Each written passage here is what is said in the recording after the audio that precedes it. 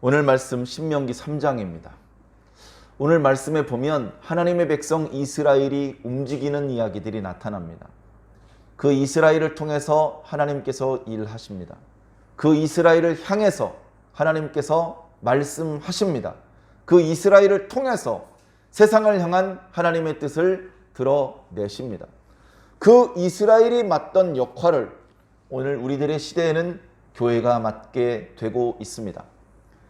교회가 무엇인지 생각해 보았습니까? 교회가 무엇인지 자주 생각해 보시기를 부탁을 드립니다. 이것은 쉽기도 하고 어렵기도 하지만 중요한 문제입니다. 교회를 흔히 그리스도의 몸이라고 말합니다. 머리는 그리스도시요, 몸은 그리스도의 지체, 바로 성도 한 명 한 명을 가르치는 것인데요. 교회의 중요성에 대해서는 우리가 절대로 소홀히 해서는 안 될 줄 믿습니다. 물론 교회 하면 먼저 십자가가 달려있고 간판에 무슨 교회라고 쓰여 있는 건물이 떠오를 수 있습니다.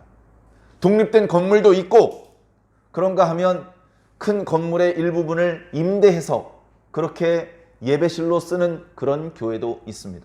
저희 교회도 독립된 건물은 아니고 큰 건물의 일부를 빌려서 교회로 그렇게 사용하고 있습니다. 그러나 교회는 얼른 떠오르기에는 그런 외형적인 건물, 십자가, 간판, 그런 것들이 연상되지만 하나님께서 생각하시는 교회, 교회하면 떠오르는 이미지가 우리와 하나님의 차이가 좀 있습니다. 그래서 우리는 교회하면 떠오르는 그 인상에 대해서 우리 인간들이 가지고 있는 것을 버리고 하나님께서 생각하시는 것을 우리도 생각할 수 있어야 합니다. 하나님께서는 교회하면 무엇을 떠올리실까요? 교회하면 성경에 그리스도의 몸이라고, 그리스도의 신부라고 그렇게 표현을 하셨는데, 당연히 그것은 건물을 말하는 것이 아닙니다. 교회는 다름 아닌 신앙 공동체를 말하는 것입니다. 신앙 공동체, 한 사람 혼자서 기도하고 있고 나름대로 성경을 읽고 있고 그것을 신앙 공동체라고 말하지 않습니다. 그래도 어찌되었건 공동체라고 말할 수 있으려면 두 사람 이상이어야 합니다. 그 두 사람이 한 가족이라면 신앙 공동체, 교회 공동체라고 이름을 붙이기보다는 가족 공동체라고 이름을 붙이는 것이 더 자연스러울 것입니다. 그렇게 설명드린다면 두 세대 이상이 함께 신앙을 하고 있을 때 그것을 어찌 보면 진정한 의미에서의 교회 공동체 또는 신앙 공동체라고 말씀드릴 수 있을 것 같습니다. 그 사람들이, 두 세대 이상의 사람들이 모여서 신앙생활을 할 때 신앙 공동체가 되는 것입니다. 두 사람 이상이 모여서 같이 돈을 출자하고 같이 영업의 계획을 세우고 업무를 분담해서 일을 하면 신앙 공동체가 아니라 그냥 합작 회사입니다. 우리는 합작 회사를 만들기 위해서 이 자리에 교회를 세우지 않았습니다. 우리는 신앙 공동체가 되어야 합니다.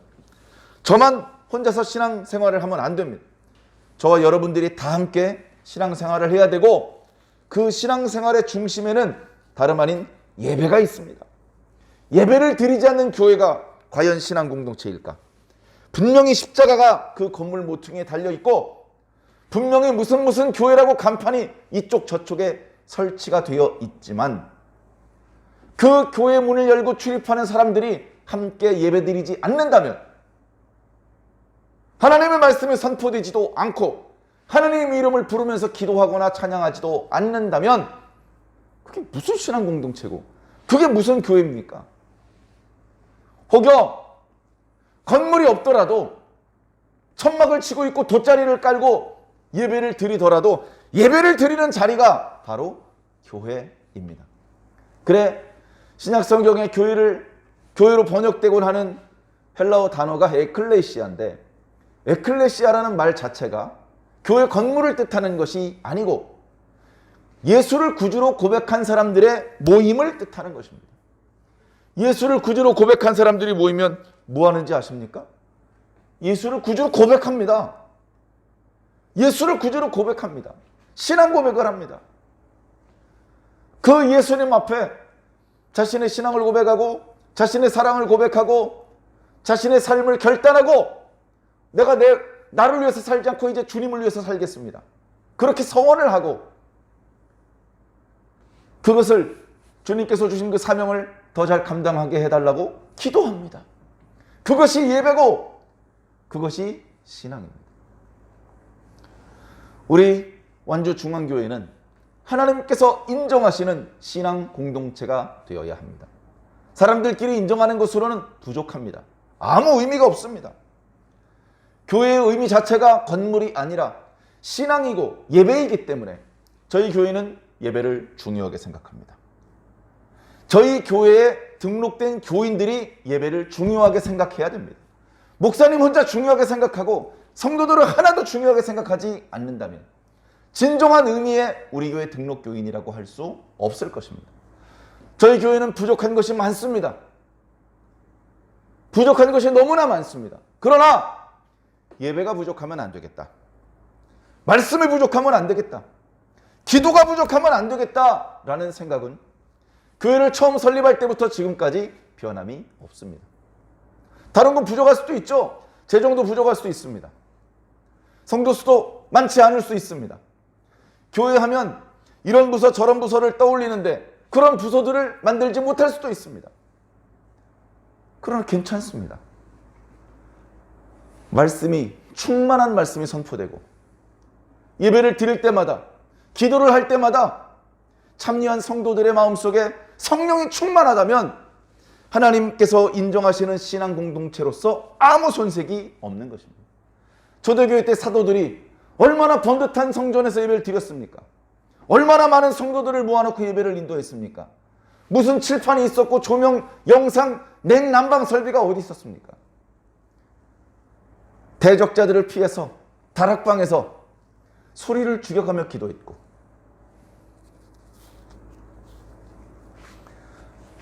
주변 사람들의 호의를 받지 못한 채 매우 불편한 신앙을 했습니다만 그러나 그들의 기도는 그 어떤 그리스도인들의 기도보다 뜨거웠고 그 예배는 성령님께서 활동하시는 예배였으며 그 모임은 하나님께서 인정하시는 교회다운 교회였습니다. 우리는 외형적으로는 가장 불편했고 보잘것없었던 그 초대교회 시대를 그리워하며 우리도 초대교회로 돌아가자. 초대교회로 돌아가자는 것은 교세를 줄이자는 뜻이 아닙니다. 교회를 위해서 더 잘 예배를 드릴 수 있도록 강대상이나 조명 설비나 이런 것들을 없애자는 뜻이 아닙니다. 초대교회의 그 순수하고 뜨거웠던 신앙의 열정을 회복하자는 의미입니다.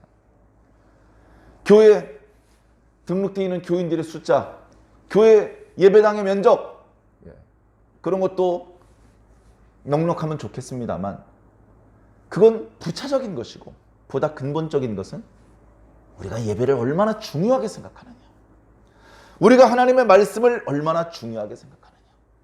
내가 하나님을 중요하게 생각하지 않으면 하나님의 말씀도 별로 안 중요하고 그 하나님의 말씀이 선포되는 예배도 별로 중요하지 않게 됩니다.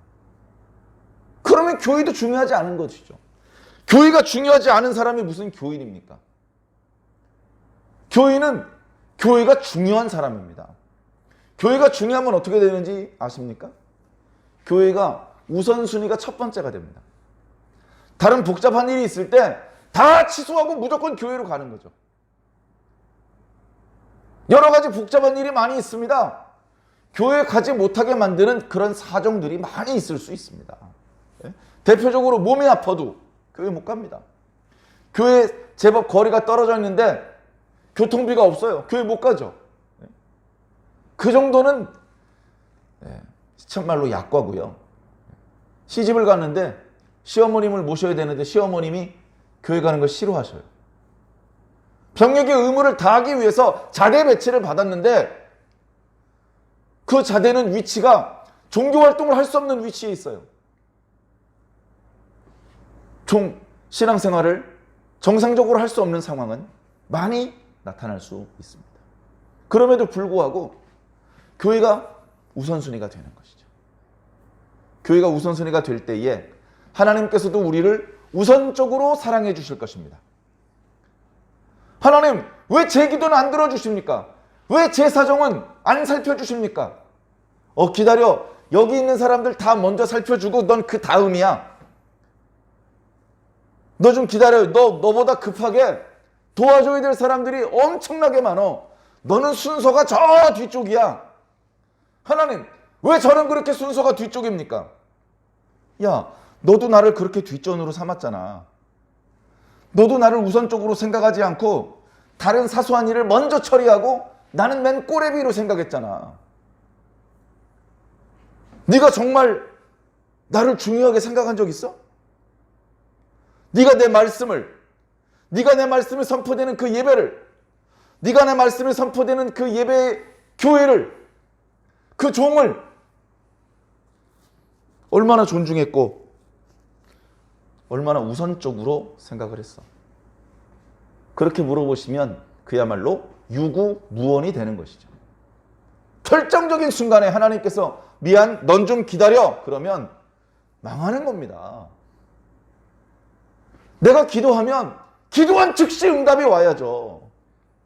내가 지금 물에 빠져 죽게 생겼는데 1시간만 기다려. 저쪽에 있는 사람들 먼저 건져주고 그 다음에 너도 건져줄게. 1시간 동안 버틸 수 있는 힘과 능력이 없으면 어떡합니까?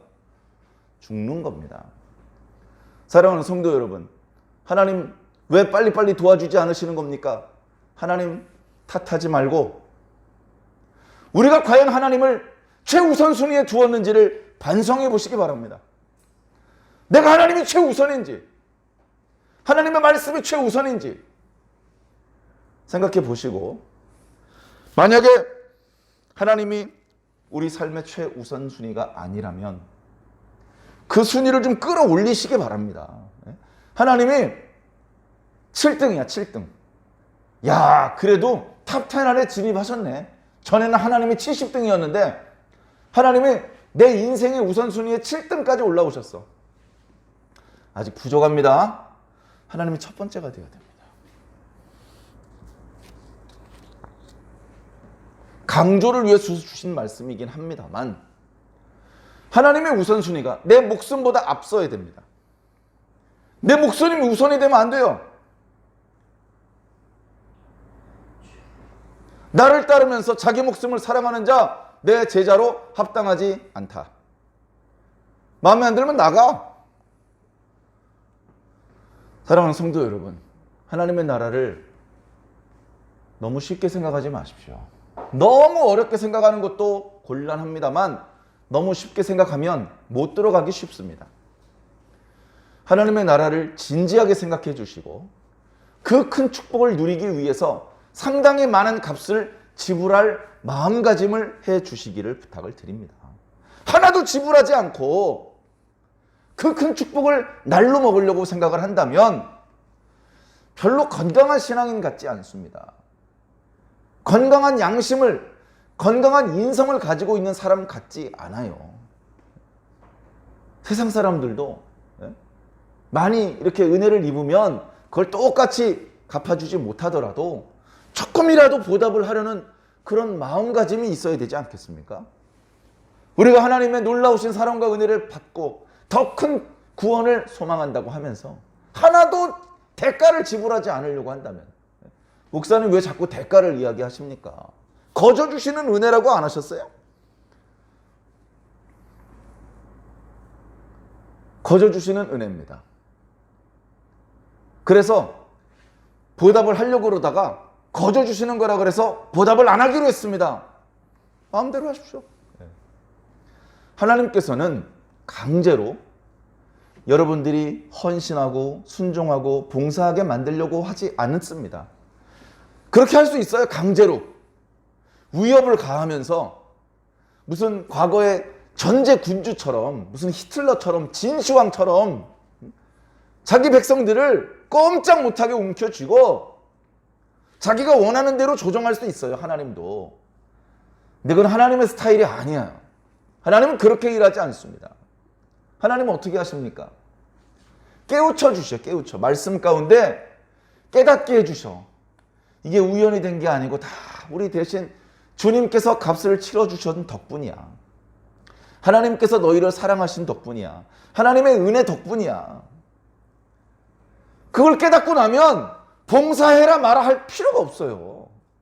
정상적인 인성을 가지고 있는 사람이라면 주님께서 나에게 베풀어 주신 은혜가 이렇게 큰데 나는 아무것도 한 게 없도다. 너무 부끄럽고 너무 죄송하도다. 나 이렇게 교회 마당이라도 쓸 수 있도록 해주세요. 너무 죄송해서 안 되겠어요. 마당이라도 쓸고 들어가야지. 그래요. 그러면 마당 쓰세요. 빗자루는 어디 있죠? 빗자루 없어요. 제가 빗자루를 사오겠습니다. 마당이라도 쓸 수 있도록 일 시켜주셔서 감사합니다. 그렇게 자원하는 자발적인 봉사와 헌신을 하나님께서 기뻐하셔요. 그런 사람에게 구원과 축복을 주시는 겁니다. 아이고 공짜라고 했어. 거저 주신다고 했어. 거저 안 해도 돼. 봉사 안 해도 돼. 헌금 안 해도 돼. 기도도 하지 마. 선교도 하지 마. 공짜로 얻으면 돼. 공짜로. 그런 생각을 가지고 있는 사람이 정말 예수님의 뜻을 이해하는 사람일까? 정말 하나님의 은혜를 느낀 적이 있는 사람일까? 매우 의심스러운 것입니다. 그래서 하나님께서는 진짜 좋은 것을 우리에게 주기 전에 그 좋은 것을 받을 만한 사람인지 반드시 먼저 시험을 해보십니다.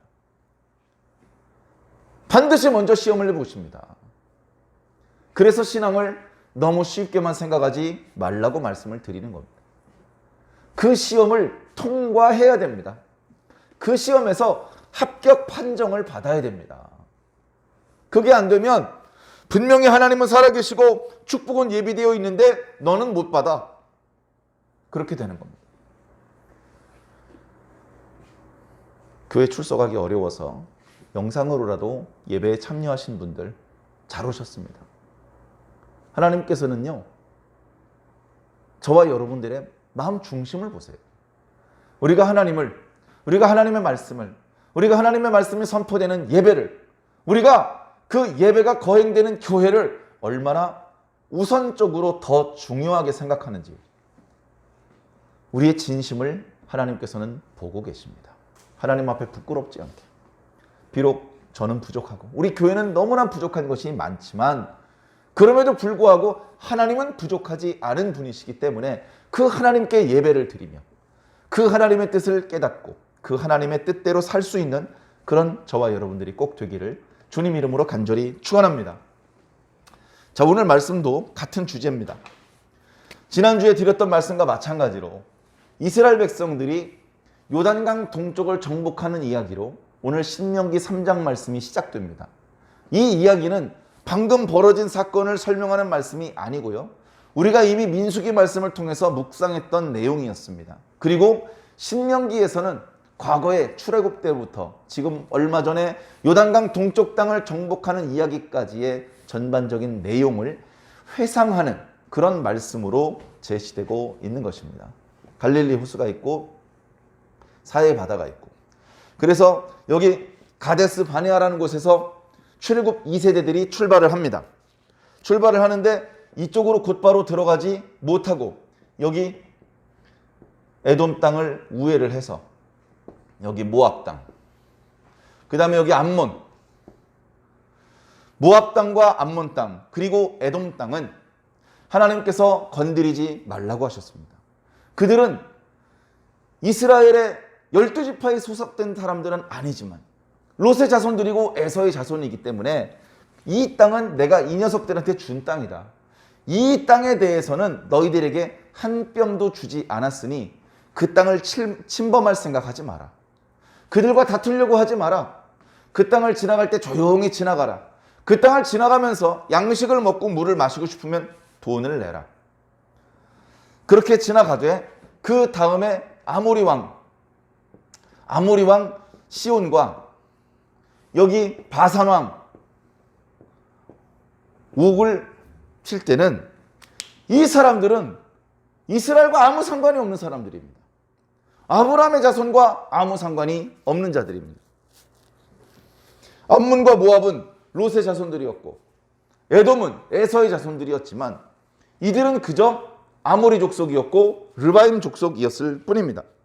그래서 우리는 지난 시간에 이미 모압을 지나서 암몬을 지나서 이렇게 올라오는데 이들과는 다투지 말고 그냥 통과하라고 하셨지만 아모리 족속에 대해서는 내가 그들을 너희들에게 붙이겠다.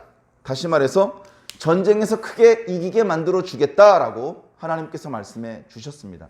그러나 이스라엘 백성들은 모세는 예의를 갖추어서 얘기를 했죠. 우리가 에돔 땅과 모압 땅, 암몬 땅을 지나왔는데 그들과 다투지 않았고 그들의 땅을 빼앗거나 그들의 소유를 강탈하지 않았다. 우리 조용히 지나갈 테니까 길만 열어줘라. 우리가 양식을 먹거나 물을 마실 일이 생기면 반드시 돈을 주겠다. 그렇게 정중하게 부탁을 했는데도 불구하고 우리 땅을 지나갈 수 없다. 너희들이 우리 땅으로 들어오는 것을 허락할 수 없다. 그래도 들어온다고? 자기 백성들을 다 끌고 나와서 전 병력으로 이스라엘을 대적을 하게 되었습니다. 그렇게 대적을 해서 싸우게 되면 책임이 이스라엘에게 있는 것이 아니고 대적한 아모리에게 있는 것이죠. 하나님의 인도하심과 도와주심으로 아모리 족속들을 격파했습니다. 진멸했다, 멸망시켰다라고 표현하고 있는데요. 간단히 말씀드려서 한 명도 살려두지 않고 다 죽였다. 남자도 여자도 성인도 어린이도 그냥 다 죽였다. 살아있는 것이라고는 그들이 기르던 양이나 염소와 같은 가축들 뿐이었다. 그 가축들은 죽이지 않고 전부 이스라엘의 소유로 만들었습니다. 그리고 계속해서 북상했습니다. 아직 바산왕 옥과 그의 백성들이 남아 있었죠. 그래서 그들에게도 같은 이야기를 했습니다만 역시 바산왕 옥도 자기 백성들을 다 끌고 나와서 이스라엘 백성들을 가로막았습니다. 하나님께서는 말씀하셨습니다. 두려워하지 마라. 내가 지난번에 아모리 왕 시온을 너희들에게 붙였던 것처럼 이번에는 바산왕 옥을 너희들에게 붙일 것이다. 너희들이 크게 승리할 것이다. 두려워할 필요 없다. 그들은 용기를 얻어서 담대히 싸웠고 바산왕 옥도 물리칠 수 있었습니다. 그렇게 해서 이 일대에서 빼앗은 르바임 족속들의 성읍이 60성읍이 되었습니다.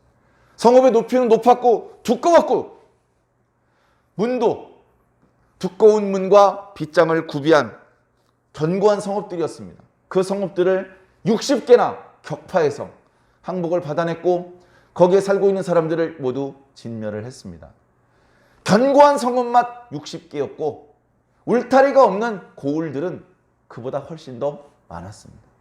그 모든 성읍들과 그 모든 땅과 그 모든 가축들을 비롯한 탈취물들을 이스라엘이 얻게 된 것입니다. 그래서 굳이 이스라엘의 영토를 표시해 본다면 이렇게 가나안 땅뿐 아니고 이제 요단 동쪽 편에서도 이렇게 넓은 땅을 차지할 수 있었습니다. 이 남쪽 에돔, 모압, 암몬 족속의 땅은 하나님께서 주지 않으셨기 때문에 요 사해바다 이 북쪽으로 이 땅을 이제 이스라엘 백성들이 차지하게 된 것입니다.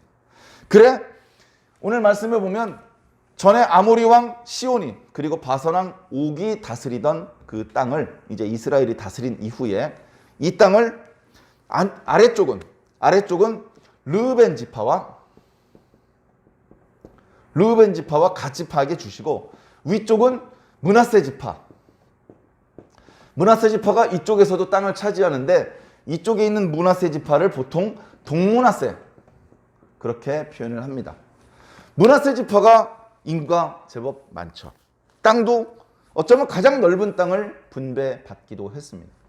말씀해 보니까 마겔 자손이 또는 야일이 그 땅을 차지했다 그렇게 표현하고 있는데요. 그 표현은 엄밀하게 말하면 야일이 정말로 므낫세의 아들이었느냐? 그렇지 않고요. 그 므낫세 집안의 계승자였습니다. 계승자. 그래서 과거에는 다른 이름이었는데 야일이 그 땅을 다 정복을 하고서 하봇 야일이다. 야일의 마을이라고 그 동네 이름을 바꾸어 버렸습니다. 그리고 마길이라는 사람도 마찬가지죠. 마길은 므낫세의 첫 번째 아들 이름이 마길입니다. 이 마길은 어찌 보면 모세가 일어서기 전에 이미 죽었습니다. 그러나 므낫세 지파 중에서 마길 족속은 므낫세의 첫 번째 아들 마길의 자손들로서 므낫세 여러 족속들 중에서 마길 족속이 이 동므낫세 땅을 차지하게 되었던 것이죠. 그래서 길르앗 절반과 그 북쪽 바산 땅을 전부 다 차지하게 되었습니다. 그 대신 이야기를 했죠. 너희들에게 가축들이 많은 것을 알고 있기 때문에 너희들이 가축과 여자들은 그 성읍들에 머물러 두어도 좋다. 그러나 아직 정복되지 않은 가나안 땅을 정복하는 일에는 너희들이 무장하고 나와서 함께 요단강을 건너고 전투 때에 형제들에게 힘을 보태기 위해서 너희들이 선봉에 서 주어야 되겠다. 그렇게 하겠습니다. 그렇게 약속을 하고 선봉에 서기로 한 이야기를 우리가 이미 민수기 말씀을 통해서 묵상을 했습니다. 그 뒤에 나오는 말씀을 보면 모세가 솔직하게 자신의 입장을 이야기합니다. 하나님께 내가 기도했다. 하나님께 기도할 때는 먼저 자기의 소원을 먼저 얘기하면 안 돼요. 기도의 기본은 그게 아닙니다. 먼저 하나님을 찬양하는 내용이 앞서 나와야 됩니다. 우리가 매일 예배 시간 때마다 외우는 주기도문도 그렇고 우리가 일상적으로 드리는 모든 기도도 마찬가지입니다. 먼저 하나님의 이름을 부르고 그 하나님께 감사와 찬양을 올리는 것이 우선이 되어야 할 줄로 믿습니다. 그리고 그 뒤에 우리의 소원을 말씀드리는 것이죠. 오늘 모세도 마찬가지입니다. 하나님, 세상 천지에 하나님과 같은 신은 없습니다. 하나님이 아니시라면 어떻게 아브라함을 선택하시고 큰 문적을 이루게 하시고 애굽에서 나오게 하시며 언약의 땅을 차지하게 하시겠습니까?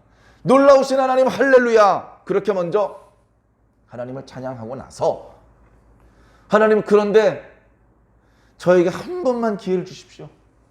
제가 저 가나안 땅에서 늙도록 오래오래 살지는 못하더라도 잠깐만 건너가서라도 그 하나님께서 아브라함에게 약속하셨던 그 아름다운 땅, 아름다운 산지들을 보고 싶습니다. 하나님께서는 허락하지 않으셨다고 모세가 솔직하게 이야기하고 있습니다. 하나님께서 너희 덕분에 나에게 진노하셔서 허락하지 않으셨다. 모세야, 네가 지금 입고 있는 그 은혜만도 너무나도 큰 은혜다. 그것으로 족한 줄 알아라. 다시는 이 일로 나에게 말하지 말아라. 그렇게 하나님께서 말씀하셨음을 숨기지 않고 이야기를 하십니다. 그리고 그렇게 모세에게는 요단을 건너오지 못하도록 말씀하셨던 하나님께서 대신 여호수아에게 복을 주셨습니다. 모세야, 저 여호수아를 강하고 담대하게 만들어 주어라. 바로 저 여호수아가 이스라엘 12지파를 인도해서 저 가나안 땅을 차지하게 만들 사람이다 라고 하나님께서 말씀해 주셨습니다. 그렇게 해서 앞으로 자신이 떠나고 여호수아가 이스라엘을 지도하게 될 때에, 야, 너 뭔데 네 멋대로 지도자 역할을 하려고 그래? 우린 너를 우리의 지도자로 인정할 수 없어.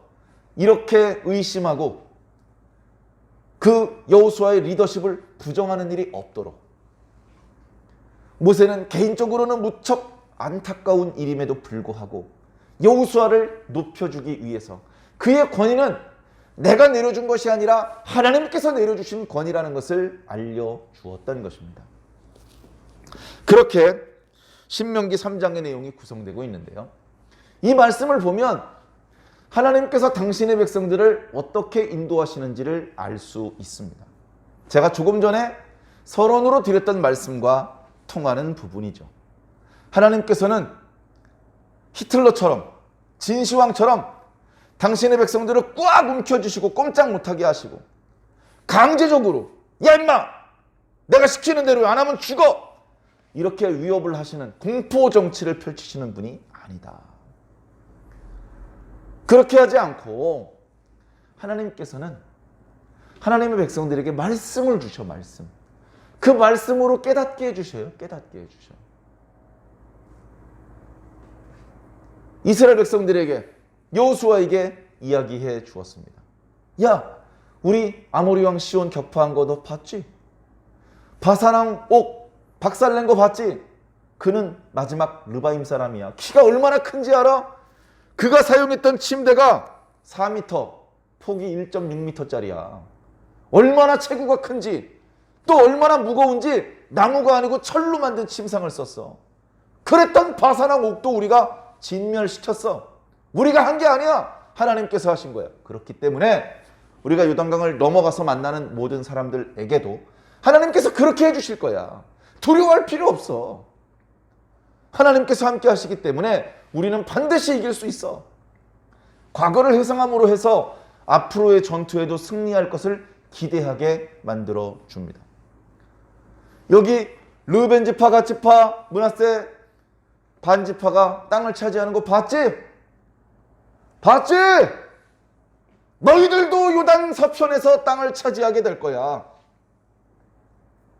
요단 동편에 물이 많고 풀이 많은 곳을 차지하고 행복하게 사는 모습을 다른 9개의 반지파가 보았습니다. 아이고 좋겠다 쟤네들은. 아이고 좋겠다. 부러워하고 질투하는 것이 아니고 너희들도 어쩌면 요단강 동편에 있는 이 두 지파 반보다 더 아름다운 땅을 너희들이 차지하게 될 거야 라는 희망을 주시는 것이죠. 이렇게 하나님께서는 강제하는 것이 아니고 야 이유 묻지 마 시키는 대로 해 이렇게 기분 나쁘게 우리를 인도하시는 것이 아니고 하나님께서 베풀어 주신 은혜를 깨닫게 해주십니다. 그걸 깨닫고 나면 야 우리 어서 빨리 요단강을 건너가자.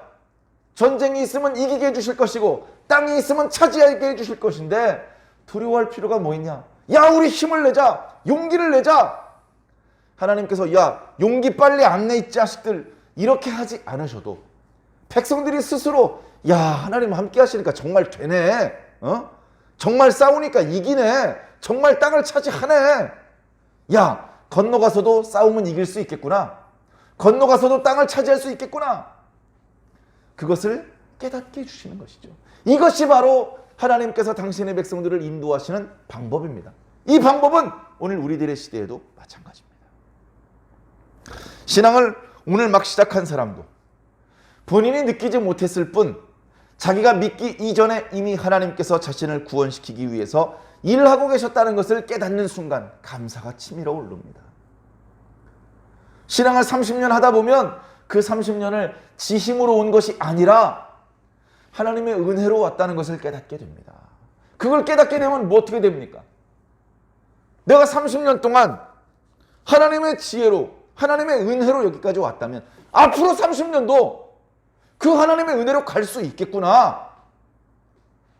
그걸 마음속으로 깨달아지면서 마음에 안도가 오고 마음에 평안이 찾아오지 않겠습니까? 그것이 바로 하나님께서 오늘날 우리 성도들을 인도하시는 방법입니다. 우리가 우리 힘으로 왔습니까? 자기 힘으로 가는 사람은 얼마 못 갑니다. 하나님의 나라를 하나님의 은혜가 아니고 지 힘으로 간다면 그건 뭐 이상한 거 아닙니까? 뭐 잘못된 거잖아요, 그건. 하나님의 은혜로 받아야 그것이 참된 천국이고 참된 축복이 되는 것입니다. 사랑하는 성도 여러분, 오늘 고난주간의 한복판입니다. 예수 그리스도께서 우리를 사랑하십니다. 예수님께서 당신에게 속한 사람들을 사랑하시되 끝까지 사랑하셨다라고 기록하고 있습니다. 그 사람들은 11제자에 국한된 말씀이 아닙니다. 오늘 저와 여러분들을 포함한 말씀입니다. 안타깝게도 우리가 미련하고 둔해서 주님께서 우리를 사랑하시는지 잘 몰라요. 사랑을 하시는데 얼마나 사랑하시는지 모릅니다. 어떻게 사랑하시는지 잘 몰라요.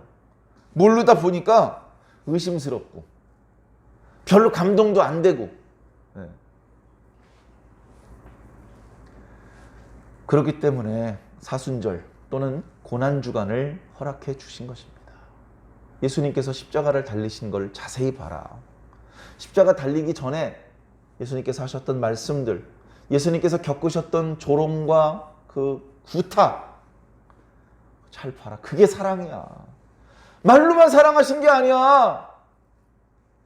예수님 온몸으로 당신의 목숨을 던져가면서까지 우리를 사랑하셨어. 그보다 더 크게 우리를 사랑하실 수는 없어. 예수님께서 그렇게 우리를 사랑하셨다고. 주님께서 우리를 얼마나 사랑하시는지, 우리를 향한 주님의 사랑이 얼마나 크고 놀라운지 깨닫고 나면 기도해라, 순종해라, 봉사해라, 헌금해라, 전도해라 할 필요가 없습니다. 그저 자발적으로 제발 저도 기도하게 해주십시오. 제발 저도 봉사하게 해주십시오. 제 헌금도 받아주십시오. 그렇게 자원하는 마음이 일어나지 않겠습니까? 자원하는 마음 없이 기도하고 봉사하고 헌금하시는 성도들이 계시다면 그 헌금을 잠깐 내려놓고 얼른 주님께 기도하시기 바랍니다. 여러분들을 향하신 주님의 사랑이 얼마나 크고 놀라운지 깨닫게 해달라고 기도하시기를 바랍니다. 그걸 깨달으면 목숨도 드릴 수 있고 두 랩돈도 드릴 수 있고 옥합도 깰 수 있어요. 그게 깨달아지지 않으니까 오히려 돈교에서 자기 주머니로 횡령을 하게 되는 것입니다. 사랑하는 성도 여러분, 우리는 예수님을 믿는 사람인 척, 하나님의 성도인 척 하다가 나중에 아닌 것으로 밝혀져서 부끄러움을 당하는 사람이 되지 말고 하나님께 너는 내 아들이구나, 너는 내 백성이구나 라고 인정받고 칭찬받고 그래서 축복받고 사랑받고 구원받는 참된 주의 백성이 꼭 되기를 예수님 이름으로 간절히 축원합니다.